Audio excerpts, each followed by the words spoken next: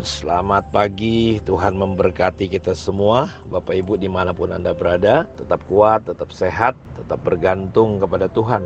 Dan doa saya biar kita tetap bergantung kepada Tuhan. Dan mari terus baca renungan kita dari kitab Imamat pasal 25 sampai pasal 27. Kita baca bagaimana Tuhan memberikan aturan-aturan di dalam ibadah. Dan kita juga baca dari kitab Markus pasal 10 ayat 32 sampai 52 dan kitab Mazmur pasal 42 ayat 2 sampai ayat yang ke-17. Dan hikmat Tuhan hari ini kita baca dari kitab Amsal pasal 10 ayat yang ke-22. Dan kita masih melanjutkan lagi saat teduh kita Bapak Ibu, yaitu pentingnya hari-hari ini kita semakin dimurnikan, dipersiapkan, didewasakan. Karena dunia semakin gelap, dunia semakin membutuhkan terang Tuhan dalam kehidupan kita. Karena itu kita harusnya rindu dan menikmati terus proses-proses Tuhan di dalam kehidupan kita. Kita baca kitab Mazmur pasal 119.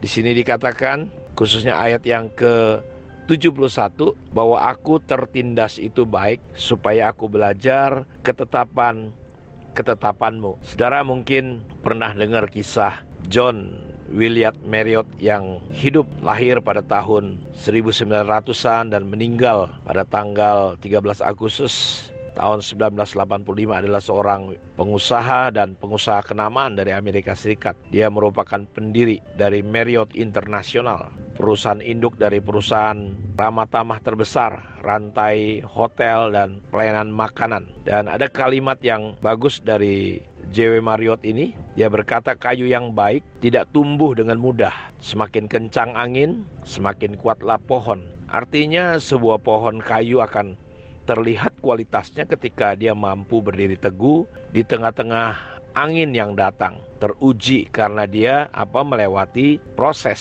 baik itu masalah, kesulitan, tekanan, penderitaan dan sebagainya, adalah bentuk proses yang Tuhan izinkan untuk kita jalani. Yesus mengalami bagaimana dalam keadaan puasa, dalam situasi lapar, dia dibawa oleh Roh Kudus ke padang gurun. Dan saudara tahu iblis mencobai dia. 3 pencobaan yang cukup terkenal. Dia ditawari untuk mengubah batu menjadi roti. Dia ditawari untuk lompat dari tempat yang tinggi. Dia ditawari untuk diberikan seluruh dunia ini agar dia mau menyembah setan. Tapi Yesus menang. Dan itu proses yang harus dia lewati supaya dia dipersiapkan, didewasakan untuk siap menerima urapan, berjalan dalam urapan, dalam kuasa. Itu sebabnya kita harus mengerti bahwa proses Tuhan itu menyiapkan kita untuk kapasitas kita diperbesar. Karena itu dalam proses itu ada ujian, ada tantangan, ada godaan, ada pencobaan. Karena itu saudara, masalah, kesulitan, tekanan, penderitaan dan sebagainya merupakan bentuk proses yang Tuhan izinkan dan harus kita lewati. Jadi kita jangan alergi dengan hal itu. Kebanyakan kita menghadapi situasi itu dengan mengeluh, bersungut-sungut, marah, menyalahkan Tuhan, menyalahkan keadaan, menyalahkan orang lain, menyalahkan situasi. Itu yang menyebabkan orang Israel gagal masuk tanah Kanaan. Karena mereka tidak merespon dengan benar, mereka tidak menjalani perjalanan mereka yang mereka hadapi itu dengan menunjukkan respon yang harusnya mereka tunjukkan. Karena itu sadar atau tidak sadar, semuanya itu cuma cara yang dipakai Tuhan untuk melatih kita. Seperti seorang bapak melatih anaknya. Dia sedang melatih iman kita, dia sedang membentuk kita agar kita menjadi pribadi-pribadi yang berkualitas. Ya, karena itu banyak orang cara memandangnya berbeda. Kita harus punya pandangan dan sikapi dengan benar setiap persoalan yang datang. Kita harus melihat dengan pandangan yang positif bahwa tekanan yang ada itu justru menyadarkan kita akan kekurangan, keterbatasan yang kita miliki, sehingga mendorong kita untuk bergantung kepada Tuhan, mengandalkan Tuhan, berharap kepada Tuhan, sehingga kita hidup